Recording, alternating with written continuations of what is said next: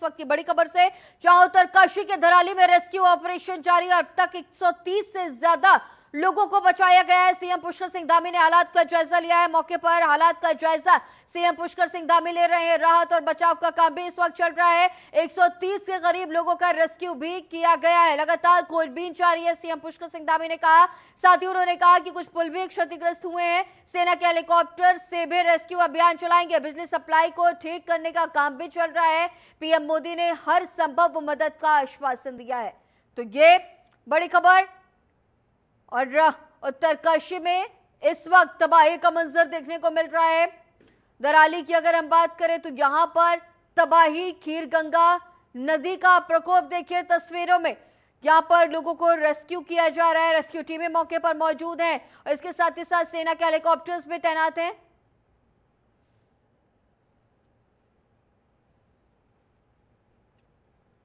और अब चलिए इससे पर खास चर्चा करेंगे। हमारे साथ मेहमान मौजूद है। सबसे पहले आपसे तारुफ करा देते हैं, डॉक्टर सत्येंद्र सिंह जो कि पूर्व डायरेक्टर हैं एनआईटीएम के, हमारे साथ इस खास चर्चा के लिए मौजूद है। सर, बहुत स्वागत है आपका जनतंत्र टीवी पर। और सर, जिस तरह से उत्तरकाशी में ये भीषण आपदा, आसमानी आफत और लोगों पर आपदा बनकर टूट पड़ी, हम देख रहे हैं स्थितियां जिस तरह से बनी हुई है, रेस्क्यू ऑपरेशन चल रहे हैं। सर, एक बार वजह सबसे पहले ये बताइएगा कि जिस तरह से आसमानी आफत आती है अचानक से और कुछ ही सेकेंड्स में ये जो पूरे गांव हैं वो मलबे में तब्दील हो जाते हैं।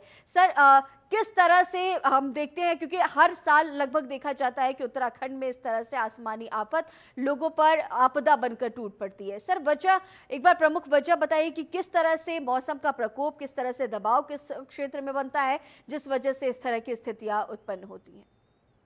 देखिए, वजह की यदि बात करते हैं तो इसमें मानव जनित आप वजहें भी हैं और प्राकृतिक वजह भी हैं। प्राकृतिक यदि देखा जाए तो हिमालय बहुत ही सेंसिटिव एरिया है, बहुत ही इकोलॉजिकली बहुत ही न्यू एरिया है। ये यंगेस्ट माउंटेन है जो कि स्टिल अपराइजिंग है, अभी भी उठ रहा है। जैसे साइंटिस्ट कहते हैं कि लगभग 5 सेंटीमीटर के हिसाब से ये ऊपर उठ रहा है। यहाँ की यदि रॉक फॉर्मेशंस को देखें तो रॉक फॉर्मेशंस बहुत ही फ्रेजाइल हैं, ज्यादातर सिस्ट हैं, लाइमस्टोन हैं, स्लेट्स हैं, जो कि इजीली टूट सकती हैं। बड़ी फ्रेजाइल टाइप की रॉक टाइप्स हैं। और इसके साथ साथ मानव जनित मेरे ख्याल में ज्यादा जिम्मेदार है इस तरह की आपदाओं के लिए। यदि इस केस में भी हम देखेंगे, एग्जाम्पल हमारे सामने है और इस तरह के एग्जाम्पल्स आए हैं और हर साल इस तरह की आपदाएं होती हैं।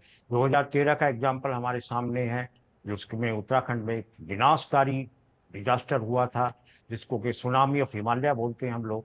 और इसके बाद में 2021 में एक मेजर डिजास्टर हुआ था चमोली के अंदर, जिसमें कि ग्लेशियर लेक आउट बस्ट हो गई थी।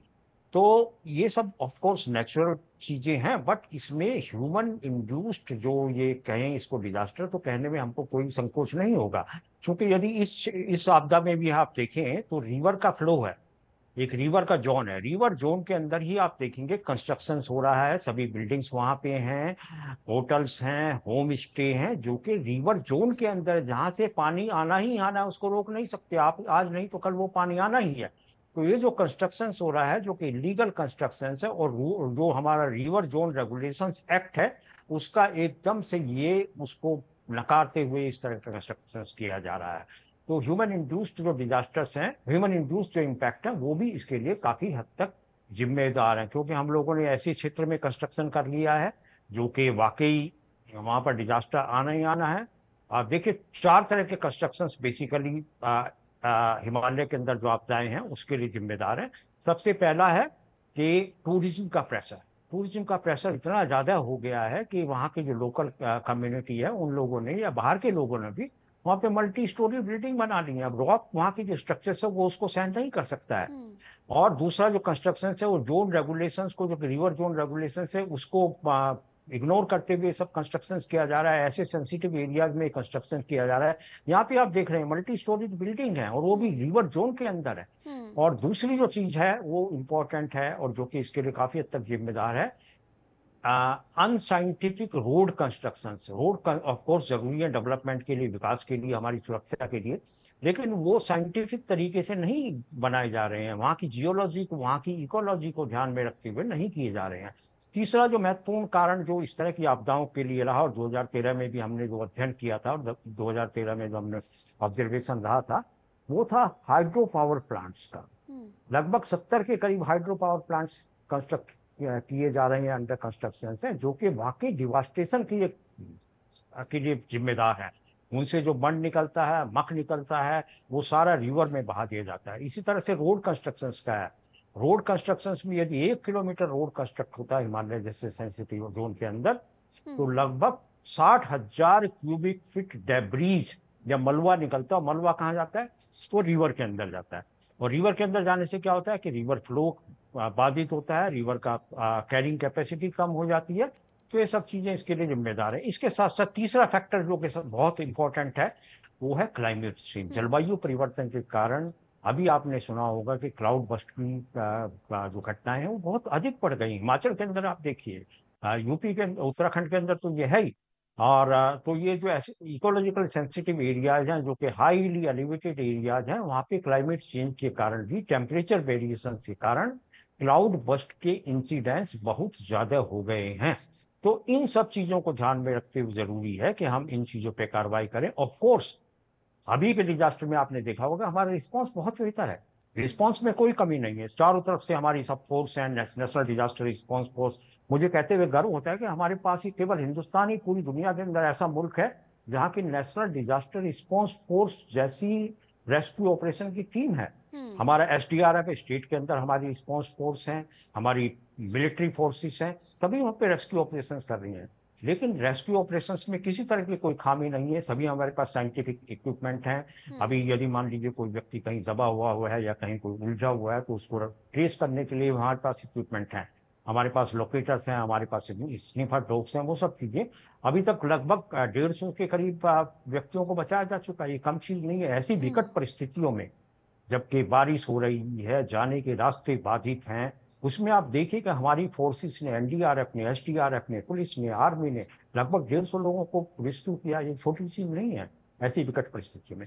ऑफ कोर्स हमारा रेस्क्यू ऑपरेशन या रिस्पांस ऑपरेशन बहुत बेहतर है, लेकिन रिस्पांस से पहले भी कई चीजें होती है डिजास्टर मैनेजमेंट में। बिफोर डिजास्टर्स हम लोगों को प्रिपेयर्डनेस क्या हमारी है, क्या हमने प्रिवेंटिव मेजर्स लिए हैं, क्या हमारा कैपेसिटी बिल्डिंग है। तो ये सब चीजें बहुत जरूरी है, उन पर भी एहतियात देने की जरूरत है। और ये टाइम है, प्राइम टाइम। देखिए लेसन लर्न है, कोई भी डिजास्टर होता है तो एक सबक पीछे छोड़ के जाता है। तो वो सबक हम लोगों ने सीखे या नहीं सीखे, उस पे इम्पोर्टेंट है। वो हमारे इस तरह की घटनाओं को भविष्य में बचाया जा सकता है, हम लोग कम कर सकते हैं। निश्चित तौर पर सर, जिस तरह से हम देख रहे हैं, ये प्राकृतिक आपदा तो है ही, साथ ही साथ जिस तरह से आपने भी जिक्र किया, बेहतर बहुत ही बेहतर तरीके से आपने दर्शकों को समझाया कि ये मानव जनित आपदा भी है। क्योंकि जिस तरह से कंस्ट्रक्शन चल रहे हैं, हम लगातार देख रहे हैं, इसे विकास की दिशा में बढ़ता हुआ कदम जरूर कहा जाता है कि हम इतने कंस्ट्रक्शन कर रहे हैं, हम इतना डेवलपमेंट कर रहे हैं, लेकिन वो निश्चित तौर पर प्रकृति को हानि पहुंचा रही है। और इसका परिणाम भी हम लगातार देखते रहे हैं। लगभग हर साल जब भी मानसून का दौर आता है तो हम लगातार इस तरह की स्थितियां देखते रहते हैं। सर, इसके साथ ही जिस तरह से हम देख रहे हैं रेस्क्यू ऑपरेशंस चल रहे हैं लगातार, अभी अभी एनडीआरएफ के स्टेटमेंट्स भी सामने आई है और ये जानकारी भी सामने आई है कि हमने 50 से ज्यादा लोगों को बचाया भी है, 130 से ज्यादा लोगों को सुरक्षित निकाल के हमने दूसरी जगहों पर शिफ्ट किया है। साथ ही 4 लोगों की दुखद मौत की जानकारी भी सामने आई है। सर, कितनी, अगर हम चुनौतियों की बात करें तो, क्योंकि जिस तरह के हालात बने हुए, जिस तरह की स्थितियां हम तस्वीरों में देख रहे हैं, निश्चित तौर पर एक आम जनता को समझने में ये बहुत ही मुश्किल नजर आ रहा होगा, क्योंकि जिस तरह के हालात है। सर, ऐसे में एनडीआरएफ, एसडीआरएफ और इसके साथ ही जो भी ऑपरेशंस चल रहे होते हैं, कितनी बड़ी चुनौती होती है सर इन जगहों पर से सुरक्षित लोगों को बाहर निकालना। और इसके साथ ही जब इस तरह की आपदा, क्योंकि सड़क भी टूट गए हैं, आप कहीं पर जा नहीं सकते, ट्रैवल नहीं कर सकते, और इसके साथ ही साथ आसमानी आफत है, तो आप मौसम का जिस तरह से हम देख रहे हैं हाल, हेलीकॉप्टर्स का इस्तेमाल नहीं किया जा रहा है क्योंकि जिस तरह के मौसम है। और सर, ऐसे में कितना ये बड़ा चुनौतीपूर्ण है अगर हम रेस्क्यू करके सुरक्षित जगहों पर इन सभी लोगों को पहुंचा रहे हैं एनडीआरएफ, एसडीआरएफ के सामने, सर कितनी बड़ी चुनौती? देखिए, कोई भी आपदा होती है तो सबसे पहले रिस्पॉन्ड कौन करता है? सबसे पहले रिस्पॉन्ड कम्युनिटी करती है, वहाँ के लोग करते हैं। तो उसके लिए जरूरी है कि हम कम्युनिटी को भी स्ट्रेंथन करें। कम्युनिटी की कैपेसिटी बिल्डिंग होनी चाहिए, लोकल रिसोर्सेज होने चाहिए। तो लोकल रिसोर्सेज के लिए हम उन लोगों को ट्रेन करने की आवश्यकता है, जो कि लोकल कम्युनिटीज है। क्योंकि पहला जो कोई भी डिजास्टर के बाद में गोल्डन आवर हम लोग बोलते हैं, गोल्डन आवर बहुत इंपॉर्टेंट है कि उसके अंदर ही मैक्सिमम जान को, या फॉर्चुनेटली यहाँ पे हर्षिल का कैंप था जहाँ से आर्मी आके तुरंत उन्होंने रेस्क्यू ऑपरेशंस वगैरह स्टार्ट किया, लेकिन सब जगह ऐसा नहीं होता है। तो इसके लिए जरूरी है कि हम लोकल कैपेसिटी को भी बिल्ड करें, पंचायत लेवल पर, कम्युनिटी लेवल पर। हमारे जो कम्युनिटी ऑर्गेनाइजेशंस हैं, CBRO जिसको बोलते हैं, तो कम्युनिटी बेस्ड डिजास्टर मैनेजमेंट बहुत इंपॉर्टेंट यहाँ पे होता है कि लोकल रिसोर्सेज को हम स्ट्रेंथन करें, लोकल कैपेसिटी को बिल्ड करें और लोकल लोगों को ट्रेंड करें। वहाँ पे जो बेसिक इक्विपमेंट है रेस्क्यू के, जैसे कि रस्सी है, टॉर्च है, कुछ सेंसर्स हैं, मेडिकल पैरामेडिक्स की जो दवाइयाँ हैं, वो सब चीजें वहाँ पे मुहैया कराई जा सके। छोटा सा एग्जांपल मैं देना चाहूंगा यहाँ जी। पे कि मान लीजिए किसी घायल को निकालना है, तो घायल को निकालने के लिए कुछ तरीके होते हैं। अगर किसी घायल को आप ऐसी, किसकी हड्डी टूट गई है, उस व्यक्ति को निकालेंगे, तो यदि हम अव्यवस्थित तरीके से, अनसाइंटिफिक तरीके से उसको रेस्क्यू करेंगे तो उसको ज्यादा डैमेज कर सकता है। इसलिए लोकल कम्युनिटी को, जो कि उसको निकाल रहा है, उन लोगों को ट्रेनिंग होना चाहिए। CPR की ट्रेनिंग है, मान लीजिए किसी व्यक्ति की सांस रुक गई है, तो उसको CPR के जरिए लोकल कम्युनिटी को यदि हम स्ट्रेंथन कर दें, लोकल लोगों को छोटी सी जानकारी दे दें, उन लोगों को ट्रेन करते हैं, तो सर्टेनली इस तरह की आपदाओं में जान की, माल की क्षति को कम किया जा सकता है। एक चीज जो मैं बहुत इंपॉर्टेंट कहना चाहूंगा, डिजास्टर मैनेजमेंट के अंदर हम लोग कहते हैं कि विकास ऐसा हो जो आफत से बचाए। जी। विकास ऐसा हो जो आफत से बचाए, विकास ऐसा ना हो जो खुद आफत बन जाए। तो ऐसे परिस्थितियों में, जो कि अभी हम उत्तराखंड के अंदर देख रहे हैं, हिमाचल प्रदेश के अंदर देख रहे हैं, विकास को हमने एक आफत के रूप में तैयार कर दिया है, जो कि हम लोगों के लिए आफत बन के एक सामने आ रहा है। तो ये इसको हम विकास नहीं कहेंगे। आप रिवर बेड के अंदर जाके जानबूझकर ऐसी जगह पे जहाँ के आपको पानी आना ही आना है, कोई नहीं रोक सकता। देखिए, जब पानी बहता है, जब जल बहता है, और खासकर ऐसे स्टीप एरियाज के अंदर जहाँ के वाटर का फ्लो बहुत ज्यादा हो जाता है, तो वहां पे आना ही आना है। जो आपने रिवर बेड के अंदर ये जो रिवर व्यू होटल बनाए हुए हैं, they are more responsible for such type of disasters. Of course natural phenomena तो है ही, लेकिन नेचुरल फिनोमिना के साथ साथ आपने इस आपदा को जानबूझ के निमंत्रण किया है, जानबूझ के आपने बुलावा दिया है। सर, आपने तमाम अहम जानकारियां दर्शकों के साथ साझा की। आपका हमारे साथ जुड़े रहने के लिए बहुत शुक्रिया।